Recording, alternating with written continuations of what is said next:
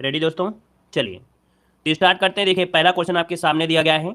यहाँ पर कह रहा है अशोक के प्रधान शिलालेखों में सबसे बड़ा शिलालेख इनमें से कौन सा है? चलिए बताइएगा कि अशोक के प्रधान शिलालेखों में सबसे बड़ा शिलालेख इनमें से कौन सा है। यहाँ पर जो आपका आंसर है, राइट आंसर इनमें से क्या हो जाएगा? चलिए देखिए जवाब यहाँ पर आ रहा है, आपका जवाब इनमें से आ रहा है, कह रहे हैं सी नंबर, कुछ लोग यहाँ पर डी भी दे रहे हैं। दोस्तों 102 का जो ऑप्शन बनेगा इनमें से राइट कौन सा हो जाएगा? सी वाला बनेगा, 13वां। जिसका भी ऑप्शन आ रहा है यहाँ पर सी नंबर 13वां बिल्कुल आपका राइट आंसर हो जाएगा। आगे बढ़िए, क्वेश्चन दिया गया है निम्नलिखित में से किस शासक की मृत्यु उसके पुस्तकालय की सीढ़ियों से गिरकर हुई थी? चलिए बताइएगा निम्नलिखित में से किस शासक की मृत्यु उसके पुस्तकालय की सीढ़ियों से गिरकर हुई थी? यहाँ पर 3 का ऑप्शन में से क्या हो जाएगा? चलिए दोस्तों यहाँ पर देखिए आपका जवाब इनमें से लगभग सभी का आ रहा है और आपका राइट आंसर यहाँ पर देखिए आपका जवाब इनमें से बन जाएगा डी नंबर है। याद रखिए हुमायूं बिल्कुल सही जवाब हो जाएगा, हुमायूं हो जाएगा, ठीक है ना। यहाँ पर आगे बढ़ते क्वेश्चन आपसे अगला पूछा गया है, प्रारंभ में अकबर का संरक्षक इनमें से कौन था? प्रारंभ में अकबर का संरक्षक इनमें से कौन था? यहाँ पर देखिए 104 का जवाब से बनेगा इनमें से क्या हो जाएगा? तो यहाँ पर जवाब हो जाएगा आपका डी नंबर बैरम खां हो जाएगा। क्या हो जाएगा? बैरम खां इसका जो आंसर है यहाँ पर राइट हो जाएगा, बैरम खां हो जाएगा।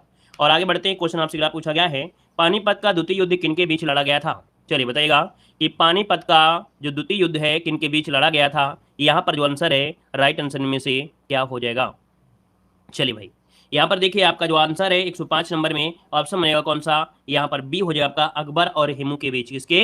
अकबर और हेमू के बीच इसका जो ऑप्शन है यहाँ पर आपका बी नंबर है, राइट हो जाएगा, ठीक है ना। यहाँ पर आगे बढ़ते हैं, क्वेश्चन दिया गया है कि वर्ष क्या दिया है? वर्ष 1905 में, क्या वर्ष 1905 में बंगाल के विभाजन के दौरान भारत के वायसराय कौन थे? चलिए बताइएगा कि वर्ष 1905 में बंगाल के विभाजन के दौरान भारत के वायसराय इनमें से कौन थे? देखिए यहाँ पर जो आंसर आपका 106 नंबर में ऑप्शन में से क्या हो जाएगा? 106 का ऑप्शन बनेगा आपका लॉर्ड कर्जन। क्या थे? लॉर्ड कर्जन जिसका ऑप्शन है यहाँ पर आपका ए नंबर है, राइट हो जाएगा। और आगे बढ़ते क्वेश्चन दिया गया है कि अंग्रेजों के खिलाफ भारतीय सैनिकों द्वारा पहला बड़े पैमाने पर विद्रोह वेल्लोर विद्रोह किस वर्ष हुआ था? चलिए भाई बताइएगा, अंग्रेजों के खिलाफ भारतीय सैनिकों का यह पहला बड़े पैमाने पर विद्रोह था जिसका नाम है वेल्लोर का विद्रोह। अब वेल्लोर का विद्रोह जो हुआ था दोस्तों 107 का ऑप्शन क्या बनेगा? यहाँ पर सी हो जाएगा 1806। क्या बन जाएगा? 1806 जो कि ऑप्शन है यहाँ पर सी नंबर है, राइट हो जाएगा। और आगे बढ़ते क्वेश्चन दिया गया है, मेरठ छावनी में, क्या दिया है? मेरठ छावनी में 1857 के सैनिक विद्रोह की शुरुआत कब हुई थी? चलिए बताइएगा, कह रहा है मेरठ छावनी में 1857 के विद्रोह जो सैनिक विद्रोह है इसकी शुरुआत कब हुई थी? चलिए भाई 108 का ऑप्शन देना है। देखिए आपका जवाब सी आपका 10 तारीख आपको याद रखिएगा, 10 मई 1857 इसका जो आंसर है यहाँ पर राइट हो जाएगा, सी नंबर है। अगला है लोकसभा के पहले स्पीकर इनमें से कौन थे? लोकसभा के पहले स्पीकर पूछा गया है और लोकसभा के पहले स्पीकर इनमें से कौन थे? चलिए 109 का ऑप्शन लगभग सभी का सही जवाब आ गया है, ए नंबर हो जाएगा जीवी मौरंकर। क्या हो जाएगा? जीवी मौरंकर जिसका ऑप्शन आ रहा है ए नंबर है, राइट हो जाएगा। आगे बढ़िए, क्वेश्चन दिया गया है, भारत में निम्नलिखित में से किस लोकसभा अध्यक्ष का कुल कार्यकाल सर्वाधिक रहा है? ऐसे क्वेश्चन आपको बहुत बार पढ़ाए गए हैं। यहाँ पर देखिए आपका डॉक्टर बलराम जाखड़, इनका जो लोकसभा अध्यक्ष के रूप में सर्वाधिक कार्यकाल रहा है, ऑप्शन सी वाला बनेगा, राइट। अगला दिया गया है कि प्रत्येक 2 वर्ष के बाद राज्यसभा के कितने सदस्य सेवानिवृत्त हो जाते हैं? दोस्तों राज्यसभा के पूछा गया है और राज्यसभा के कितने सदस्य होते हैं जो सेवानिवृत्त हो जाते हैं 2 वर्ष के बाद? यहाँ पर देखिए ऑप्शन बनेगा आपका सी नंबर 1/3। क्या बनेगा? 1/3 बिल्कुल सही जवाब है, सभी का जवाब बिल्कुल सही है। अगला है निम्नलिखित में से कौन कैबिनेट स्तर का होता है? कैबिनेट स्तर का होता है, यहाँ पर जवाब देना है, कैबिनेट स्तर का होता है, कैबिनेट स्तर। चलिए यहाँ पर देखिए 112 का ऑप्शन में से कौन सा है? 112 का ऑप्शन सी हो जाएगा विपक्ष का नेता। दोस्तों कौन है? विपक्ष का जो नेता होता है कैबिनेट स्तर का होता है, इसका जो ऑप्शन बनेगा यहाँ पर आपका सी नंबर है, राइट हो जाएगा। आगे बढ़िए, क्वेश्चन दिया गया है, निम्नलिखित स्थानों में से किसे एमराल्ड द्वीप के द्वीप समूह के नाम से जाना जाता है? बताइएगा कौन सा ऐसा आपका जगह है जिसे एमराल्ड द्वीप समूह के नाम से जाना जाता है? यहाँ पर देखिए ऑप्शन यहाँ पर आने शुरू हो गए हैं और ऑप्शन आ रहा है बी नंबर, सी नंबर। दोस्तों यहाँ पर 113 का ऑप्शन बनेगा आपका बी नंबर है, याद रखिएगा बी नंबर। अंडमान और निकोबार द्वीप को एमराल्ड द्वीप समूह के नाम से जाना जाता है, ऑप्शन लॉक हो जाएगा, यहाँ पर बी नंबर है।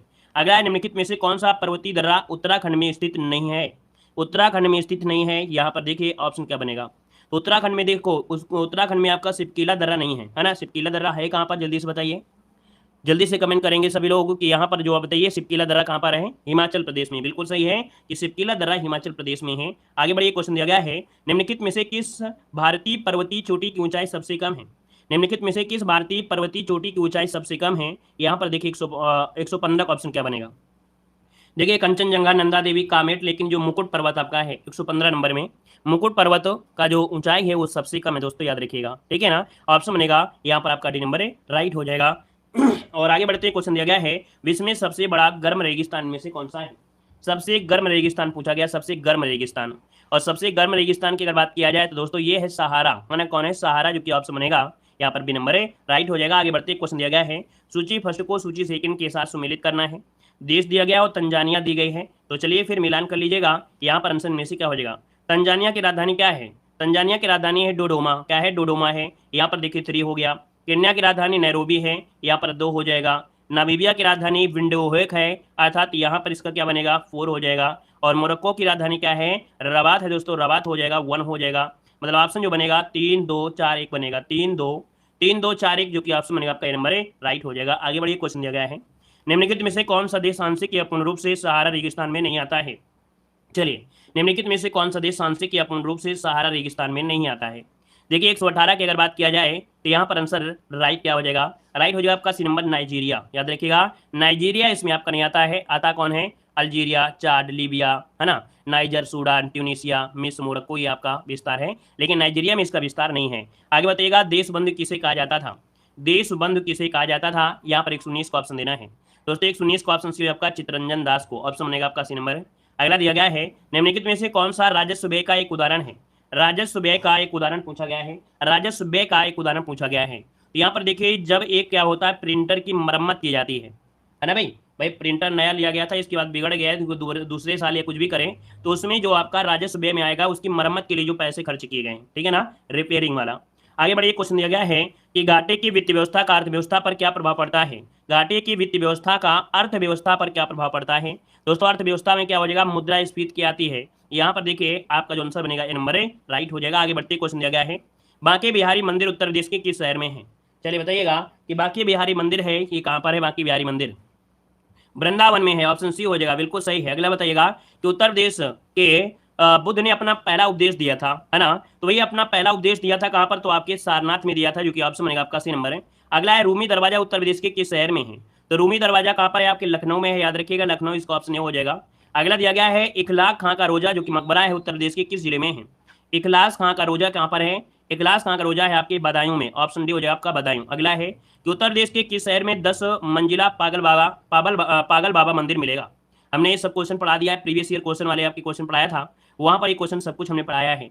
देखिए ऑप्शन बनेगा आपका ए नंबर, वृंदावन में है, कहाँ पर है, वृंदावन में है, ऑप्शन बनेगा आपका ए नंबर है। अगला है, अवध के निम्नलिखित में से किस नवाब ने लखनऊ में बड़ा इमामबाड़ा बनवाया था। 2018 में क्वेश्चन ये पूछा गया था, ठीक है ना, 2018 में वीडियो एग्जाम में क्वेश्चन पूछा गया है दोस्तों। यहाँ पर आंसर बनेगा क्या, ए नंबर हो जाएगा, आसफ उद्दौला ने बनवाया था, ऑप्शन बनेगा आपका ए नंबर है।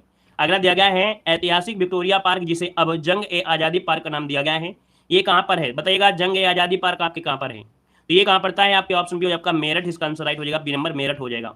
अगला दिया गया है, निम्नलिखित में से कौन सा कंप्यूटर सॉफ्टवेयर प्रोग्राम है जिसका उपयोग डेटा संग्रहित करने, व्यवस्थित करने और हेर फेर के लिए किया जाता है। दोस्तों संग्रहित भी होता है, हेर फेर होता है, आपके एक्सेल में होता है, इसका जो ऑप्शन है यहाँ पर भी हो जाएगा आपका एक्सेल हो जाएगा। आगे बढ़िए, क्वेश्चन दिया गया है कि परिधीय उपकरण कार्यक्षमता जोड़ने के लिए कंप्यूटर सिस्टम से कनेक्ट होते हैं, निम्नलिखित में से कौन सा परिधीय उपकरण आपका नहीं है। मतलब कि परिधीय उपकरण क्या होता है, जो कार्य क्षमता जोड़ने के लिए कंप्यूटर सिस्टम से कनेक्ट होते हैं।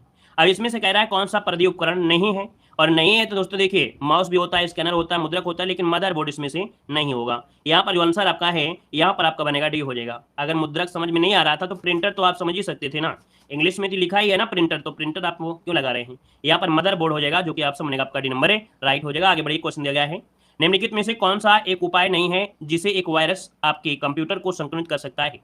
कह रहा है निम्नलिखित में से कौन सा एक उपाय नहीं है जिससे एक वायरस आपके कंप्यूटर को संक्रमित कर सकता है। यहाँ पर देखिए 131 को ऑप्शन में से क्या आ जाएगा। चलिए भाई 131 को ऑप्शन लॉक करिए जल्दी से। यहाँ पर आपका जो आंसर है राइट क्या बनेगा, 131 को ऑप्शन बनेगा बी नंबर। दोस्तों याद रखिएगा कि प्रलेख और पीडीएफ संचिकाएं अर्थात फाइल्स बनाना, प्रलेख और पीडीएफ फाइल्स बनाना, ये कह सकते हैं कि एक कंप्यूटर को संकेत नहीं का मतलब कह सकते हैं कि जिससे एक वायरस आपके कंप्यूटर संकेत कर सकता है, ये एक उपाय नहीं है दोस्तों। ऑप्शन बनेगा आपका बी नंबर हो जाएगा। अगला देखो दिया गया है कि कंप्यूटरों की दूसरी पीढ़ी किस दौरान देखी गई, मतलब कंप्यूटर की दूसरी पीढ़ी इनमें से कौन सी है। तो दूसरी पीढ़ी की शुरुआत होती है 57 से, ठीक है, 57 से लेकर 62 तक आपकी सेकंड जनरेशन माना जाता है आपके कंप्यूटर का। आगे बढ़िएगा कि तृतीय पीढ़ी के कंप्यूटर कौन से हैं, तो भाई तृतीय पीढ़ी के कंप्यूटर कौन से बन जाएंगे, यहाँ पर जवाब दीजिएगा। चलिए तो भाई यहाँ पर देखिए ऑप्शन बनेगा आपका 63 से 72, है ना, ऑप्शन बनेगा आपका यहाँ पर आपका बी नंबर हो जाएगा। अगला है प्रकाशीय सूक्ष्मदर्शी जिसे बोलते हैं लाइट माइक्रोस्कोपी में किसके लिए तेल निमज्जन का प्रयोग किया जाता है। प्रकाशीय सूक्ष्मदर्शी में किसके लिए तेल निमज्जन का प्रयोग किया जाता है? यहाँ पर ऑप्शन हो आपका सूक्ष्मदर्शी की विभक्ति शक्ति बढ़ाने के लिए। क्या? सूक्ष्मदर्शी की विभक्त शक्ति को बढ़ाने के लिए यहाँ पर प्रकाश सूक्ष्मदर्शी में याद रखिएगा कि निमज्जन का प्रयोग किया जाता है। आगे बढ़िए, क्वेश्चन दिया गया है, निम्नलिखित में से किसे निकट दृष्टि दोष के रूप में जाना जाता है? निकट दृष्टि दोष। निकट दृष्टि दोष क्या होता है? मायोपिया होता है। क्या होता है? मायोपिया होता है, जो कि ऑप्शन बनेगा क्या यहाँ पर सी नंबर राइट हो जाएगा। मायोपिया इसका आंसर राइट हो जाएगा, सी नंबर राइट हो जाएगा। ठीक है भाई, आगे बढ़िए, क्वेश्चन दिया गया है कि जंग लगने पर लोहे का भार क्या होता है? जंग लगने पर लोहे का भार क्या होता है? लोहे का भार क्या होता है भाई? बढ़ता है। ऑप्शन बनेगा आपका नंबर राइट हो जाएगा, लोहे का भार बढ़ता है ना। आगे बढ़िए, क्वेश्चन दिया गया है कि पारद मिश्रण या अमलगम कहलाने के लिए किसी मिश्र धातु में निम्नलिखित में से किसका होना आवश्यक है? अर्थात जो अमलगम होता है, तो अमलगम में भाई होता क्या है? तो अमलगम यहाँ पर देखिए आपका जवाब हो जाएगा सी नंबर निकल। यहाँ पर जो ऑप्शन है यहाँ पर 37 नंबर में ऑप्शन बनेगा आपका सी नंबर हो जाएगा कि जब पारा किसी धातु से मिलकर मिश्र धातु बनाता है तो उसे अमलगम कहते हैं। और चांदी के पारद मिश्र धातु को दांत के छिद्रों से भरा जाता है। यहाँ पर जो आंसर बनेगा 37 नंबर में वो क्या हो जाएगा? यहाँ पर सी नंबर राइट हो जाएगा। ठीक है ना। चलिए यहाँ पर देखिए आगे क्वेश्चन दिया गया है लेकिन इसमें पॉइंट आपको गड़बड़ दिया है भाई। 37 नंबर में जो क्वेश्चन है थोड़ा गड़बड़ दिख रहा है। क्वेश्चन नंबर 37 में गड़बड़ दिया है, कह रहा है अमलगम किसे कहते हैं? तो अमलगम भाई निकल तो नहीं होना चाहिए। क्या होगा भाई? कमेंट करिए जल्दी से सभी लोग, अमलगम किसे कहते हैं? चलिए, पारा होता है ना। पारा से बनी हुई कोई भी धातु होती है उसे अमलगम कहते हैं। इसमें सुधार कर लीजिएगा, अपनी किताब में भी सुधार करिएगा। यहाँ पर डी वाला बनेगा भाई। 137 में जो ऑप्शन बनेगा यहाँ पर डी वाला बनेगा, यहाँ पर पारा हो जाएगा। क्या बन जाएगा भाई? यहाँ पर पारा बनेगा। ठीक है, चलिए यहाँ पर आगे बढ़िए, क्वेश्चन दिया गया है हमारे पेट में स्थित पाचक रस में मुख्य रूप से होता है। हमारे पेट में स्थित जो पाचक रस होता है इसमें मुख्य रूप से क्या पाया जाता है? तो यहाँ पर देखिए ऑप्शन सी आपका हाइड्रोक्लोरिक अम्ल होता है, HCl होता है, ऑप्शन सी बनेगा। अगला है कि किस प्रक्रिया के द्वारा सौर गतिज ऊर्जा कार्बोहाइड्रेट की रासायनिक ऊर्जा में बदल जाती है? किस प्रक्रिया के द्वारा सौर गतिज ऊर्जा कार्बोहाइड्रेट की रासायनिक ऊर्जा में बदल जाती है? यहाँ पर देखिए 139 का ऑप्शन सही है भाई, बी नंबर आपका राइट हो जाएगा, है ना। यहाँ पर आंसर आपका बी बिल्कुल सही है। अगला है नारंगी का फल प्रचुर स्रोत होता है। नारंगी का जो फल होता है इसमें स्रोत किस चीज का होता है? तो आप कहेंगे विटामिन का स्रोत हो जाएगा। यहाँ पर ऑप्शन डी हो जाएगा। अगला है जुलाई 2022 में किन दो राज्यों ने 7 दशक पुराने सीमा विवाद को हल करने हेतु नामसाई घोषणा पत्र पर हस्ताक्षर किए हैं? दोस्तों यहाँ पर आंसर से हो जाए आपका असम और अरुणाचल प्रदेश, इसका आंसर है राइट हो जाएगा। नामसाई घोषणा पत्र पर हस्ताक्षर किया, जो कि देखा जाए 7 दशक पुराना विवाद था, ऑप्शन से हो जाएगा। आगे बढ़िए, क्वेश्चन दिया गया है कि 15 अगस्त 1942 को किस संस्था या संगठन ने स्वतंत्रता दिवस के अवसर पर पृथ्वी से लगभग 30 किलोमीटर ऊपर आसमान में भारतीय ध्वज फहराया है? दोस्तों तो यहाँ पर देखिए आपका जवाब इनमें से क्या हो जाएगा? तो ये ऐसा किया है आपके किसने? तो आपके स्पेस किड्स इंडिया ने किया है। किसने किया है? स्पेस किड्स इंडिया ने किया है। इसका जो ऑप्शन बनेगा यहाँ पर बी नंबर इसका राइट हो जाएगा भाई। नोट कर लीजिए 142 का ऑप्शन बी बनेगा। आगे बढ़िए, क्वेश्चन दिया गया है अगस्त 2022 में किसने भारत के 14वें उपराष्ट्रपति के रूप में पदभार ग्रहण किया है? दोस्तों 143 का ऑप्शन क्या हो जाएगा आपका? यहाँ पर जगदीप धनखड़। क्या हो जाएगा? यहाँ पर जगदीप धनखड़, ऑप्शन आपका डी हो जाएगा। आगे बढ़िए, क्वेश्चन आपसे दिया गया है कि मार्च 2022 में वर्ल्ड गवर्नमेंट इन समिति 2022 का आयोजन कहाँ पर किया गया है? चलिए, मार्च 2022 में वर्ल्ड गवर्नमेंट समिति 2022 का जो आयोजन किया गया है कहाँ पर किया गया है? ये किया गया है दुबई में किया गया। ऑप्शन में आपका बी नंबर दुबई हो जाएगा। और अगला दिया गया है केंद्रीय स्वास्थ्य मंत्री मनसुख मंडाविया द्वारा घोषित स्वदेशी टीबी संक्रमण त्वचा परीक्षण का क्या नाम है? स्वदेशी टीबी संक्रमण त्वचा परीक्षण का नाम क्या रखा गया है दोस्तों?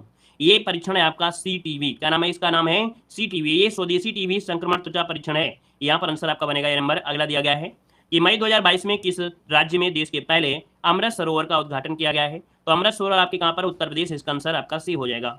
अगला है जून 2022 में संपन्न हुई भारत की प्रथम श्रेणी क्रिकेट प्रतियोगिता रणजी ट्रॉफी 2021-22 का खिताब किसने जीता है? चलिए भाई, प्रथम श्रेणी क्रिकेट प्रतियोगिता रणजी ट्रॉफी 2021-22 का खिताब जो जीता है ना, तो भारत की प्रथम श्रेणी ने बताइएगा यहाँ पर आंसर क्या हो जाएगा? तो यहाँ पर आपका जवाब हो जाएगा नंबर मध्य प्रदेश, इसका आंसर बनेगा मध्य प्रदेश है दोस्तों। 147 का ऑप्शन डी हो जाएगा, मध्य प्रदेश ने जीता है। अगला है 31वां जो सरस्वती सम्मान है किसे प्रदान किया गया है? यहाँ पर देखिए ऑप्शन क्या हो जाए आपका? यहाँ पर 31वां सरस्वती सम्मान पूछा गया है, ये प्रोफेसर रामदरस मिश्र हैं, ऑप्शन बनेगा आपका सी नंबर। अगला दिया गया है खैराब से सर्वाधिक जैव विविधता पाई जाती है। सर्वाधिक जैव विविधता पाई जाती है, ये पाई जाती है उष्णकटिबंधीय वर्षा वनों में। कहाँ पर? उष्णकटिबंधीय वर्षा वनों में पाई जाती है, ऑप्शन सी हो जाएगा। अगला दिया गया है गैस जो धान के खेत से उत्सर्जित होती है तथा भूमि के तापमान में वृद्धि करती है, वो आपकी कौन सी है? बताइए ऐसी कौन सी गैस है जो धान के खेत से उत्सर्जित होती है, भूमि के तापमान में वृद्धि करती है, आपकी कौन सी है? यहाँ पर जवाब हो जाएगा आपका नंबर मीथेन, इसका आंसर राइट हो जाएगा। तो इस प्रकार से ये क्लास आपकी कंप्लीट होती है जो कि आपकी जीके की। चलिए फिर आज की क्लास में रखते हैं। धन्यवाद। जय हिंद।